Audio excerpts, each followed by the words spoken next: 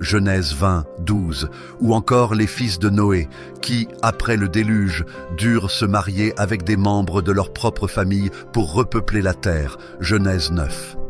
Ce type d'union n'était pas seulement toléré, il était parfois nécessaire dans le contexte de la survie et de la multiplication de la race humaine.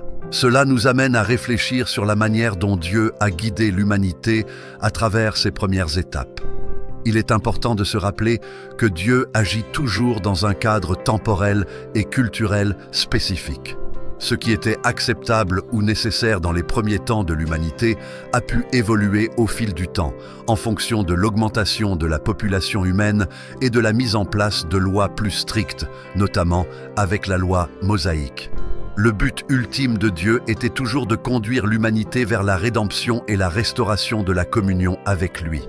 Lorsque nous examinons l'histoire de Caïn, nous voyons aussi un message de miséricorde divine. Bien que Caïn ait commis un meurtre, Dieu ne l'a pas immédiatement détruit. Au lieu de cela, Dieu l'a marqué d'un signe pour le protéger de toute vengeance. Genèse 4:15.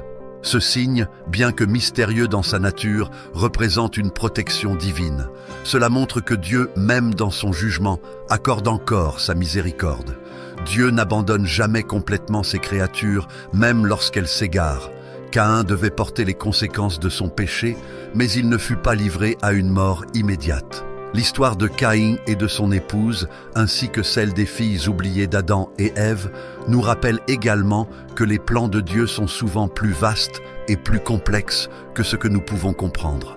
La Bible n'a pas pour vocation de tout révéler dans les moindres détails, mais elle nous donne assez pour comprendre l'essentiel, l'amour de Dieu, sa justice et sa miséricorde. Il est également intéressant de noter que, malgré la gravité de son acte, Caïn a été le père d'une lignée qui a eu une influence importante dans le développement des premières civilisations humaines. Son fils, Enoch, est mentionné comme étant à l'origine de la première ville, Genèse 4:17.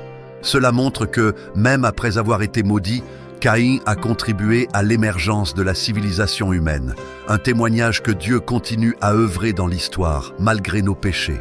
En conclusion, l'épouse de Caïn et les autres enfants d'Adam et Ève, bien que peu mentionnés, jouent un rôle essentiel dans la formation de l'humanité. Cette histoire nous invite à réfléchir sur les premières étapes de l'humanité, sur la miséricorde de Dieu envers les pécheurs et sur la manière dont les plans divins se déploient souvent d'une manière qui dépasse notre compréhension. Bien, continuons notre réflexion en explorant davantage le thème de la miséricorde divine et la manière dont Dieu guide l'humanité à travers ses choix